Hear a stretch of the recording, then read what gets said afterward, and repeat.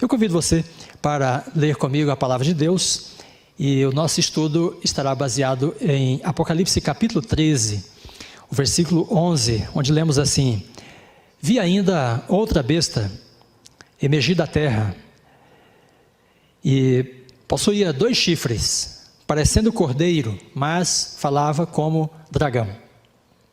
Bem, o nosso tema então é a perseguição. Perseguição é um tema comum, é uma experiência comum aos servos de Deus ao longo da história. Os israelitas tiveram grandes conflitos e embates com seus vizinhos, foram perseguidos por poderes imperiais, e os cristãos, desde o início também da sua história, eles foram perseguidos e no mundo viveram em conflito. E aqui em Apocalipse 13, então nós temos um recorte da história sendo tratado, detalhado, através de 2 visões principais. A primeira visão tem como seu personagem principal uma besta de 7 cabeças e 10 chifres. E é dito que ela atua por 42 meses, ou historicamente falando, por 1260 anos. E depois vem uma segunda visão, em que uma outra besta, agora com apenas 2 chifres, uma cabeça só, emerge então da terra, e ela tem também um papel importante no que diz respeito à sua relação com o povo de Deus. Então é dito que a besta tem uma característica bastante interessante, porque ao mesmo tempo que ela parece com o cordeiro, porque ela tem 2 chifres parecendo o cordeiro, ela porém fala como dragão, ela tem a sua relação mesma com o inimigo do cordeiro no Apocalipse. Porque esses são os 2 personagens principais no Apocalipse. O cordeiro, que é o protagonista, e o dragão, que é o antagonista. Então, nesta visão, que começa em Apocalipse 13, verso 11, então nós temos esse personagem que parece, ele está travertido de uma relação, né, com o cordeiro, porém, ele tem mesmo a sua identidade com o dragão. Então, ao falar da perseguição nos últimos dias, nós precisamos de estudar, entender esta visão que está aqui em Apocalipse 13. E eu gostaria então de fazer uma comparação. Eu vou me referir ao Apocalipse e a Daniel algumas vezes. Então, eu começo com uma comparação aqui a princípio entre Apocalipse 13, a primeira parte, e Daniel 7. É curioso que a besta em Apocalipse 13, versículo 1, que emerge do mar, ela reproduz as principais características dos 4 animais de Daniel 7, porque ela é tipo um leopardo, ela tem pés de urso, cabeça de leão e tem 10 chifres.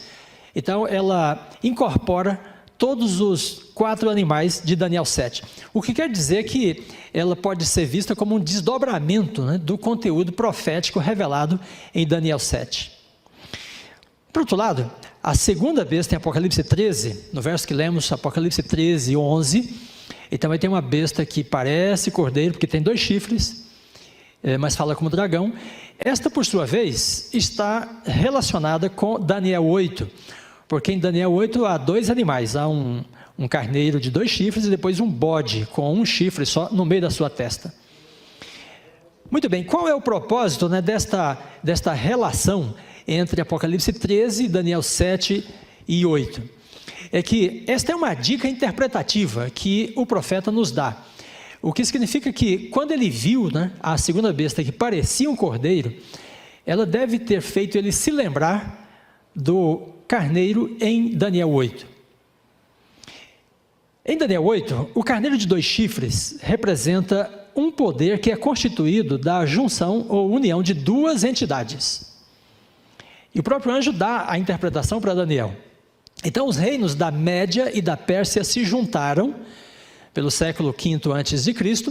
e eles formaram com essa coalizão um poder suficientemente capaz de dominar o império da Babilônia.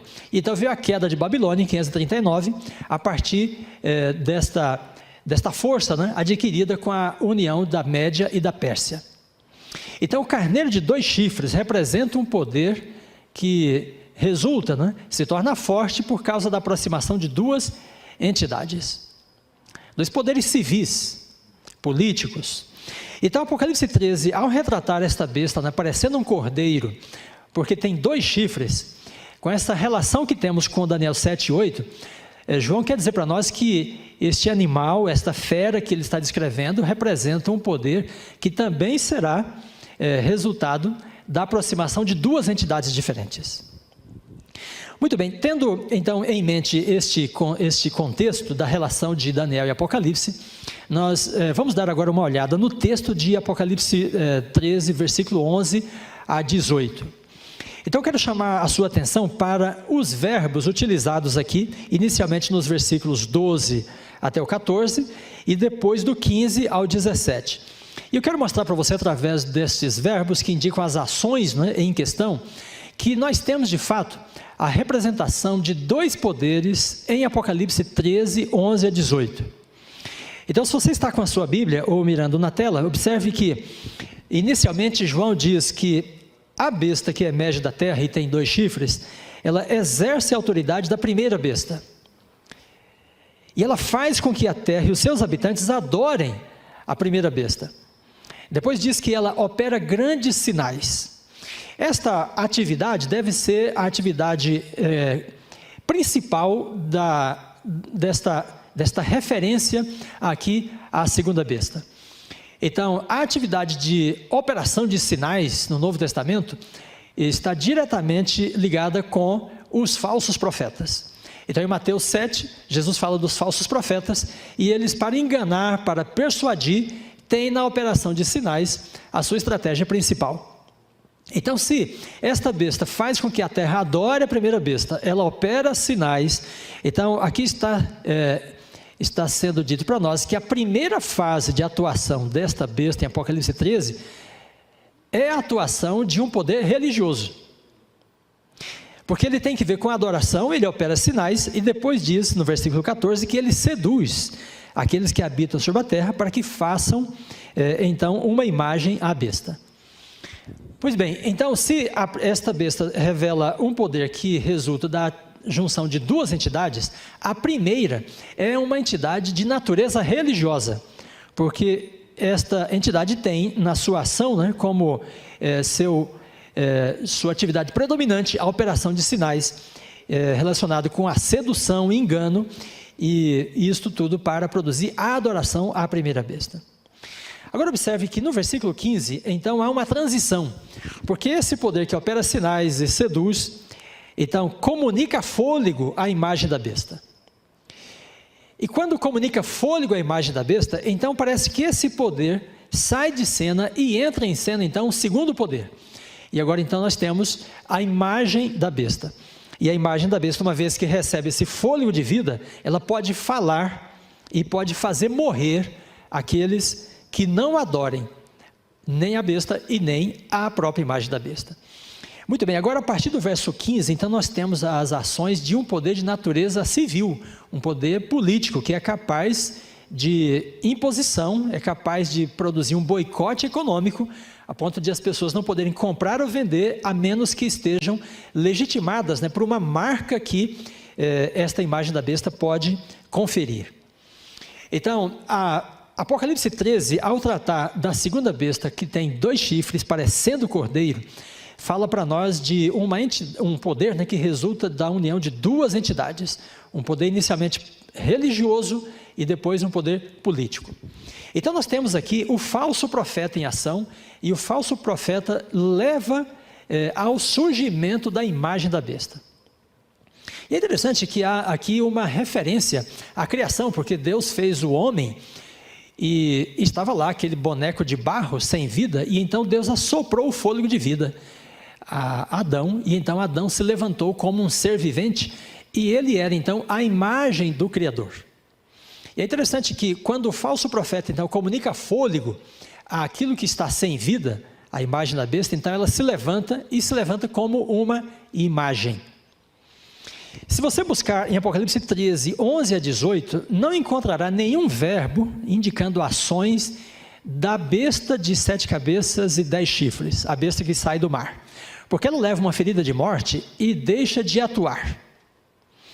Quando volta uma atuação de um poder perseguidor em Apocalipse 13, esse poder não é mais da besta de 7 cabeças, mas da imagem da besta. Então, assim como Adão se levanta como a imagem do Criador, ao receber o fôlego de vida, aquilo que está morto, está inerte em Apocalipse 13, quando recebe fôlego de vida, se levanta como uma imagem da primeira besta. Então, esta imagem da besta é uma estrutura de poder político, civil, que surge no tempo do fim, após, portanto, os 1260 anos, que terminaram em 1798, com as atuações do poder perseguidor na Europa. E este poder, então, é uma reprodução, é como se fosse uma imitação da primeira besta. Por isso chama-se imagem da besta. Muito bem, quando você vê esse panorama de Apocalipse 13, então uma primeira besta que atua durante a Idade Média, por 1260 anos, e cai em 1798, e depois então é sucedido por um poder que é descrito como uma imagem da besta, um poder político, civil. Então, a partir deste período do século XVIII, não há outro poder político do mundo capaz de cumprir essas condições, senão o poder do Império Americano. Muito bem, então aqui ela situou a imagem da besta dentro do contexto bíblico em que nós estávamos estudando. Há uma ação de um falso profeta, e ela relaciona isso então com as igrejas protestantes que se distanciaram da palavra de Deus. Então, há um momento em que as igrejas se aproximam do Estado e passam a utilizar o aparelho do Estado para atingir seus próprios objetivos. Então, segundo Ellen White, é o momento em que surge a imagem da besta. E essa imagem é formada a partir da aproximação do poder religioso das igrejas americanas do poder do Estado republicano, o Estado americano. Depois ainda ela diz, a imagem da besta representa a forma de protestantismo apóstata que se desenvolverá quando as igrejas protestantes buscarem o auxílio do poder civil. Então é o momento que o falso profeta comunica fôlego à imagem da besta. Então a besta atua durante a Idade Média, ela é parada através da Revolução Francesa, mas em seguida então surge a imagem da besta e dá continuidade a esse projeto, a esse estado de intolerância e perseguição revelado no Apocalipse. E então João diz que o dragão persegue o remanescente que guarda os mandamentos de Deus e tem o testemunho de Jesus. Muito bem, agora quando nós consideramos a figura do remanescente que guarda os mandamentos de Deus, após o período dos 1260 anos, então nós nos perguntamos, qual é o poder que pode perseguir ou que deverá perseguir esse remanescente? Então, de certa forma, João antecipa no capítulo 12, uma previsão, ele faz uma previsão da mesma imagem da besta na figura do dragão, que persegue o remanescente que guarda os mandamentos de Deus.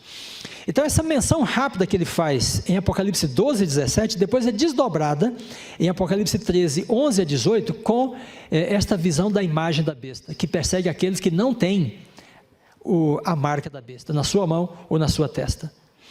E depois vamos ao capítulo 17, e então João fala de um 8º rei. Então, após os 7 primeiros impérios, então ele fala de um último poder ainda que se levanta contra o povo de Deus para impor uma perseguição.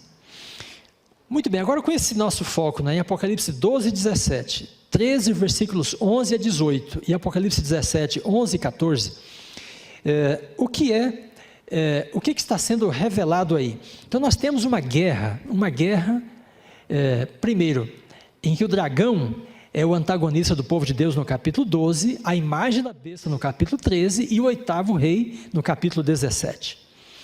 Esta é uma mesma guerra, porque aqueles que são descritos como os que guardam os mandamentos de Deus em Apocalipse 12 e 17, é o mesmo grupo que não tem a marca da besta no capítulo 13. E por sua vez, é o mesmo grupo também dos eleitos e fiéis que são antagonizados pelo 8º rei em Apocalipse 17. Logo, os 3 capítulos nos apresentam nesse quadro para mostrar que o último poder que antagoniza o povo de Deus é chamado de dragão no capítulo 12, imagem da no capítulo 13 e o 8º rei no capítulo 17. Pois bem, por que este poder antagoniza o povo de Deus? Então, Apocalipse 13 nos dá uma informação importante acerca da motivação desse poder. Eu quero trabalhar um pouquinho ela com você nesse momento agora. Então diz que a imagem da besta marca as pessoas, com a marca da besta, com o nome da besta ou com o número da besta. Quando os profetas apocalípticos veem essas bestas, e aqui no capítulo 13, então a besta nomeia as pessoas, então isso indica que ele está distinguindo essas pessoas, marcando-as, nomeando-as, como se elas fossem sua propriedade, como se ele as tivesse tirado do domínio de Adão para o seu próprio domínio. Então há aqui um antagonismo entre o dragão e as bestas que ele utiliza, os poderes imperiais que ele utiliza, e ele quer dominar sobre essa terra no sentido de exercer autoridade e governo sobre as pessoas. Por isso ele está marcando as pessoas. Mas há um grupo que não recebe essa marca. Há um grupo que rejeita esta marca. E esse grupo então passa a ser antagonizado. Muito bem, Ellen White faz uma afirmação bastante apropriada quando nós lidamos com a motivação do dragão de perseguir o povo de Deus. Qual é a razão, pela qual ele persegue? Porque ele antagoniza tanto o povo de Deus na terra. Muito bem, Jesus disse que por causa do pecado, Adão passa o principado desse mundo para Satanás. Nas palavras dele, ele diz, aí vem o príncipe deste mundo, ele nada tem em mim. Jesus queria dizer, eu estou em harmonia com Deus, e o príncipe desse mundo, que tirou o lugar de Adão, não tem poder sobre mim, não pode exercer autoridade sobre mim. Então o diabo é o príncipe desse mundo. E aí Ellen White, então, no livro Grande Conflito, página 582, ela fala um pouco sobre a trajetória, a escalada do conflito de Satanás, de Lúcifer, contra Deus desde o princípio. E ela então sinaliza, aponta qual é o ponto da discórdia entre Lúcifer e Deus. Então diz ela assim, desde o início do grande conflito no céu, tem sido o intento de Satanás subverter a lei de Deus, enganando os homens e levando-os assim a transgredir a lei de Deus. O último grande conflito entre a verdade e o erro, olha só, não é senão a luta final da prolongada controvérsia relativa à lei de Deus. Isto significa, amigos, que Satanás pretende ter o principado deste mundo e ele não quer permitir que aqui no seu principado a lei de Deus seja vindicada. Ele estabeleceu a sua própria lei, sua própria constituição, suas normas. E qualquer grupo que reivindique uma outra norma pertence, portanto, a um outro governo, tem um outro Deus, e então será antagonizado pelo príncipe desse mundo, e quando ele consegue utilizar o império, ele fará uma lei para tentar fazer com que seja ilegítima a presença dessas pessoas no seu principado. Então, um antagonismo de Satanás contra Deus se deve ao fato da lei de Deus. Ele acusou a Deus de ser injusto, de ter uma lei arbitrária, autoritária. E então, quando essa lei é vindicada na terra por uma comunidade, uma família, uma congregação, isso desperta a ira do dragão. Por isso o dragão está irado em Apocalipse 12, porque há uma comunidade representada pela mulher, a mulher em Apocalipse 12, que guarda os mandamentos de Deus. E portanto ela está sob a ira de Satanás. Muito bem, então aí nós temos uma base bíblica para compreender a questão da perseguição. Por que que o povo de Deus é perseguido no mundo? Porque na verdade este povo não é deste mundo. Este povo tem uma outra cidadania, tem uma outra lei e obedece a um outro governo, a um outro príncipe, aquele que é o verdadeiro. Mas nesta terra, cujo principado está nas mãos do inimigo de Deus, então uma outra lei é colocada, um outro governo estabelecido e uma outra cidadania é dada. Então quando a besta marca as pessoas, isso significa que ela está conferindo uma cidadania e uma legitimidade para aqueles que podem viver em segurança no seu principado. Então amigos, nós temos aqui a revelação não só de um conflito, mas da motivação para este conflito. O povo de Deus na verdade é uma comunidade que está estabelecida na terra, porém num principado que está sob a intervenção de um poder inimigo, o poder de Satanás.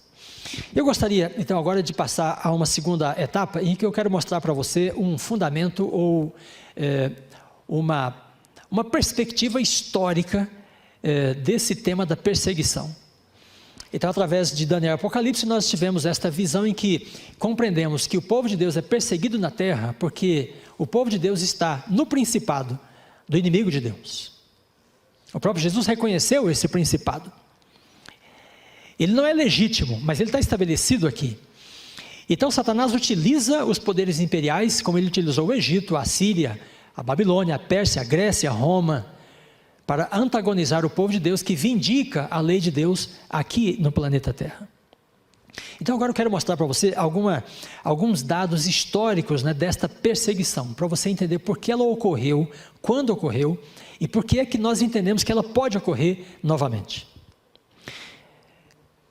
O primeiro ponto está no livro de Esther. Então no livro de Esther nós temos o conflito entre Amã e Mardoqueu. Amã é um ministro da Pérsia. E ele tem uma questão contra os judeus, porque os judeus têm costumes diferentes. Então Amã chega para o rei Assuero, isso está na narrativa de Esther capítulo 3, e então ele apresenta uma queixa, ou uma suspeita, né, para Assuero. E ele diz assim: olha rei, existe espalhado, disperso entre os povos, em todas as províncias do teu reino, um povo cujas leis são diferentes das leis de todos os povos, e que não cumpre as leis do rei, pelo que não convém ao rei tolerá-lo. Se bem parecer ao rei, decrete-se que sejam mortos. Aí veja então, diz o livro de Esther, o rei Assuero tirou o anel da sua mão e deu-o a Amã, filho de Amedata, o Agagita, adversário dos judeus. Muito bem, então aqui nós temos neste contexto da Pérsia, um conflito que se desencadeia contra o povo judeu, e o motivo desse conflito é claramente dado. Então uma pessoa que se indispõe com os judeus chega para o rei, ele é um ministro, ele tem uma posição de destaque no reino, e então o argumento dele é: olha rei, há um povo cujos costumes, cujas práticas são diferentes em todas as províncias do reino, eles não se encaixam em lugar nenhum. Eles na verdade estão fora do contexto. O que Amã estava querendo dizer, amigos, é que o povo judeu não tinha uma cidadania legítima no Império da Pérsia. Por quê? Porque eles guardavam uma lei que os tornava diferentes de todos os demais povos. Agora preste bem atenção nesse ponto. Amã não estava acusando os judeus de não matar, não roubar, não adulterar, não mentir, desonrar os pais, porque estas eram leis persas também. Qual era o problema dele? O problema dele dizia respeito, né, a um ponto da lei que fazia os judeus serem diferentes dos demais povos. E este ponto tinha que ver com a guarda do sábado, porque o sábado é o mandamento da lei que diferencia o povo que segue a Bíblia daqueles que seguem as leis do Estado, ou que vivem segundo as leis do Estado antes de conforme a lei da palavra de Deus. Então o povo de Deus pode trabalhar e viver e negociar no mundo sem nenhum problema no que diz respeito, por exemplo, ao calendário dos meses, dos anos, das estações. Então você pode obedecer à lei de Deus, não tem nenhum problema em relação a este contexto. Mas quando nós entramos no ciclo semanal, nas jornadas de trabalho, então a lei de Deus faz uma distinção entre aqueles que guardam essa lei e aqueles que seguem a lei do Estado, em detrimento da lei de Deus. É claro que se você é um cristão temente a Deus, você vai seguir inclusive aquilo que Paulo diz, porque ele diz que as autoridades são constituídas por Deus e as leis devem ser seguidas desde que elas não se oponham à lei de Deus. Mas aqui a mãe está dizendo: rei, Assuero, né, há um povo que segue uma lei diferente da nossa neste item, e não convém tolerá-lo. Faça assim um decreto para que sejam mortos. Muito bem, então esse é o Império da Pérsia. Depois nós temos em Roma, então, perseguições contra os cristãos. No Apocalipse, na carta de Éfeso e Esmirna, no capítulo 2, então nós temos algumas referências à perseguição aos cristãos. E quando vamos para a história, então, nós podemos ter, por exemplo, Tácito, um historiador romano, e ele conta nos seus textos, por exemplo, esta história aqui, ó, Nero prendeu os culpados por ocasião do incêndio de Roma e infligiu as mais requintadas torturas em uma classe odiada por suas abominações, chamada cristãos pelo populacho. Então Tácito está referindo-se ao incêndio de Roma, e ele diz que um grupo foi acusado, e este grupo então era uma classe odiada. Por quê? Porque os cristãos não pertenciam ao Império Romano, eles tinham costumes diferentes, eles não adoravam os deuses do Império, e eles não estavam conforme o Império nos seus ritos. Depois Tácito diz, os cristãos foram objetos de esporte, foram feitos objetos de esporte, foram amarrados nos esconderijos de bestas selvagens e feitos em pedaços por cães, ou cravados em cruzes, ou incendiados. Amigos, estes são pontos bastante aterradores até, da história do cristianismo, do Império Romano. Nos primeiros séculos, os cristãos foram perseguidos sistematicamente no Império. Os judeus guardavam o sábado, porém eles eram uma nação e eles tinham uma nacionalidade. E o Império Romano terminou aceitando essa nacionalidade, ou essa nação judaica, como parte do Império. Porém, os cristãos começaram a se disseminar pelo Império Romano, e eles não eram nem cidadãos da Judéia, e nem eram cidadãos romanos necessariamente, porque eles não cumpriam os costumes e as práticas dos romanos. Eles não comiam carnes sacrificadas aos ídolos, eles não entravam nas festas, nas celebrações dos deuses, e a grande maior parte deles, em um bom período, quando chegavam no sábado, eles não trabalhavam. Enquanto os romanos tinham o costume do dia do sol. E depois isso virou uma lei, e por fim os cristãos terminaram caminhando também para essa lei, e eles deixaram de ser perseguidos de fato do Império Romano só quando eles deixaram os costumes da sua origem judaica e hebraica e tornaram-se nos costumes parecidos com os romanos. Então a guarda do dia do Senhor foi um motivo de perseguição aos cristãos do Império Romano, e deixar de guardar o dia do Senhor no 7º dia e passar a guardá-lo no 1º dia foi um dos fatores de eles deixarem de ser perseguidos. Então nós temos aí uma motivação muito clara, assim como na Pérsia, que explica por que o Império Romano antagonizava os cristãos, pelo mesmo fato de eles terem costumes, leis e hábitos diferentes dos demais povos. Muito bem, podemos caminhar então em seguida para a Inglaterra, agora já no contexto do protestantismo. Então há uma religião forte que se desenvolve na Inglaterra, através da igreja anglicana. Ela tem uma relação direta com o Estado, há um reavivamento por parte do protestantismo na Inglaterra, e chega um momento da história da Inglaterra, da igreja anglicana, em que um grupo da comunidade protestante inglesa passa a considerar a si mesmo como sendo o novo Israel. E começou-se então na Inglaterra um interesse especial pela guarda do dia do Senhor. Porém, os protestantes ingleses guardavam o dia do Senhor não no 7º dia, mas no 1º dia da semana. Mesmo assim, chamavam de sábado. E daí surge então na Inglaterra um grupo, uma pequena seita a princípio, chamada assim de seita, liderada por John Trask e sua esposa Dorothy Trask.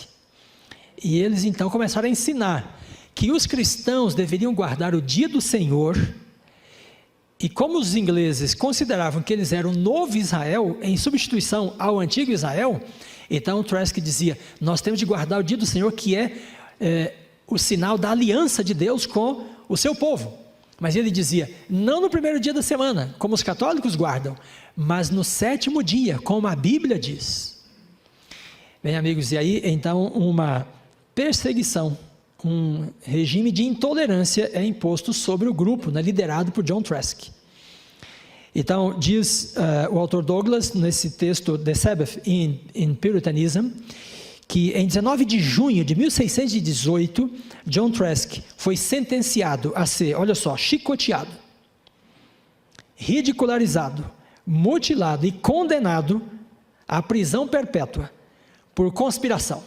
Então, por ensinar que o povo de Deus devia guardar o dia do Senhor no 7º dia, ele foi sentenciado à prisão perpétua, na Inglaterra do século 17. Ele era líder de uma seita de separatistas, assim considerados extremistas, que acreditavam que as leis do Antigo Testamento ainda eram vigentes para os cristãos. E amigos, você que nos acompanha por todas as redes sociais e está nesse momento também entendendo um pouco mais das profecias, olha só, John Trask desistiu da prisão. Por um longo período de tempo ele ficou preso, mas renunciou às suas crenças. Porém, a sua esposa permaneceu firme, e até a sua velhice, ela ficou presa, por causa do dia do Senhor. Então, o que estava acontecendo na Inglaterra? A mesma coisa que aconteceu no império da Pérsia de Assuero e Amã, a mesma coisa que ocorreu no império romano com os cristãos. Algumas pessoas tornaram-se quase que ilegítimas na Inglaterra, porque elas defendiam que o dia do Senhor era para ser guardado no 7º dia, e não no 1º dia da semana. E esse entendimento delas, estava baseado no fato de que, para elas, o povo de Deus que tem a aliança do Senhor, tem no dia do Senhor o selo dessa aliança. Muito bem, em seguida, aí nós caminhamos para a América do Norte. Então, um grupo de puritanos saíram da Inglaterra num momento em que a reforma protestante perdeu espaço no governo da Inglaterra, e o catolicismo voltou a se fortalecer. Então, esses puritanos queriam estabelecer uma nação em que eles pudessem guardar a lei de Deus conforme a Bíblia a ensina. Mas veja, eu estou falando dos puritanos, não aqueles que guardavam o sábado, da linha de John Trask, mas protestantes ingleses que guardavam o dia do Senhor como sendo o selo da aliança, porém no 1º dia. Então, estes protestantes vieram para a América. E no livro A Day Apart, de um jornalista americano, ele conta muitos detalhes da fundação das primeiras colônias americanas, por parte dos protestantes, no início do século 17. E então, ele diz assim, que os puritanos chegaram à América do Norte, a fim de estabelecer, olha só, uma nova Jerusalém, que preservasse o sábado em sua integridade. Então, é muito curioso perceber, e ver aqui, que segundo este autor, os colonizadores da América do Norte, que deram origem ao que hoje é os Estados Unidos da América, eles tinham uma finalidade, um projeto, um ideal em mente, predominante, que era estabelecer uma nação que preservasse o dia do Senhor, segundo o texto bíblico, porém, a ser guardado no 1º dia da semana. Então, esse mesmo autor diz assim, recordando o lugar dos puritanos na criação e desenvolvimento desta república, nos lembramos de que a guarda do santo dia de sábado é uma das suas poderosas pedras angulares. Ele está dizendo que uma pedra angular no início, na fundação dos Estados Unidos, era a guarda do dia do Senhor, chamado de sábado, porém, para ser guardado no 1º dia da semana. Em decorrência disto, as primeiras colônias protestantes nos Estados Unidos tiveram leis severas para punir as pessoas que trabalhassem no dia do Senhor, no 1º dia da semana. As pessoas até poderiam deixar de trabalhar no sábado, mas elas não podiam trabalhar no 1º dia da semana. Mas em alguns lugares, essas leis foram também impostas para que as pessoas trabalhassem no sábado e guardassem o dia do Senhor no 1º dia da semana. Muito bem, então nos Estados Unidos, no século XIX, então começa um movimento de interesse pelo dia do Senhor a ser guardado no 7º dia, mais especificamente a partir de 1844, e aí alguns protestantes que passam a guardar o dia do Senhor no 7º dia, são por sua vez também antagonizados por seus vizinhos e seus antigos colegas de igreja, também protestantes.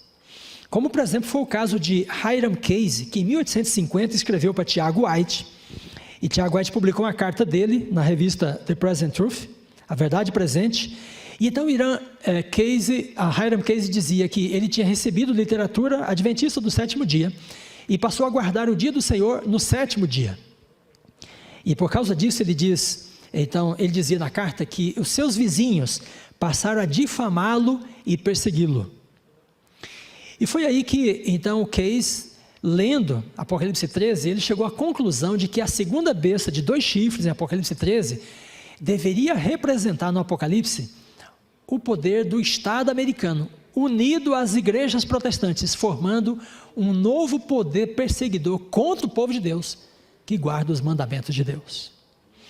Muito bem, então esta é uma visão histórica em que nós percebemos, né, que há antecedentes claros e muito evidentes na história de que uma perseguição ao povo de Deus que guarda a lei de Deus se desencadeia por causa desta observância. Eu gostaria então de terminar com esse ponto. Veja, como é que nós podemos falar de um sistema, um regime de intolerância no fim dos tempos? Por parte de um decreto dominical. Em algum momento essas leis poderão ser retomadas, elas existem nos Estados Unidos, elas estão fora de vigência, mas elas poderão ser retomadas desde que haja uma motivação para isto. Então, Ellen White diz no Grande Conflito que a observância do domingo não é um sinal da besta, mas passa a ser a partir do momento em que um decreto para se guardar o domingo seja emitido. Isso quer dizer que as pessoas que guardam o domingo, antes que haja o decreto dominical, elas não estão necessariamente seladas, né, com a marca da besta.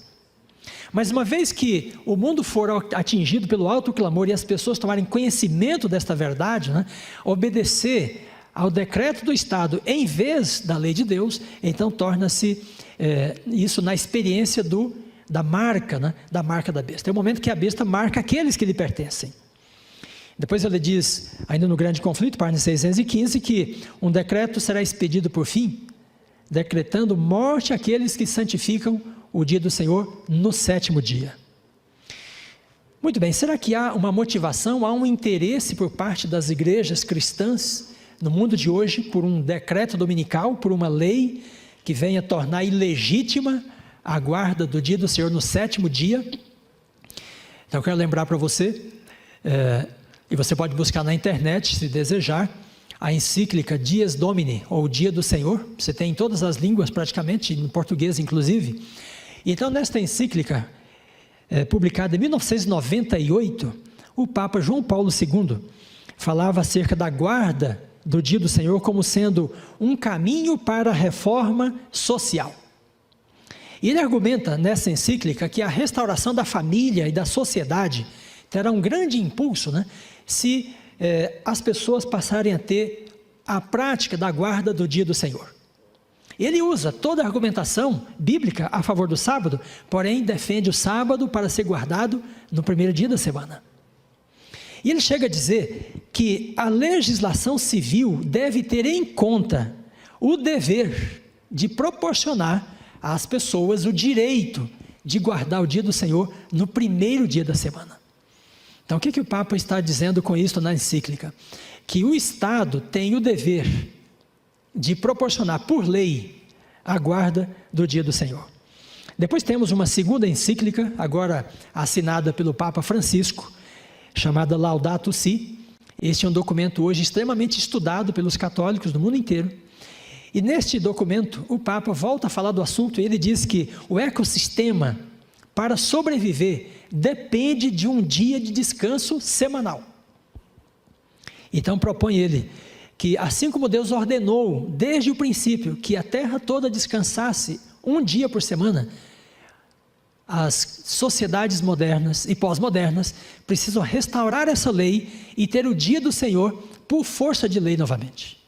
Porém, o dia do Senhor não para ser guardado no sétimo dia, mas no primeiro dia da semana.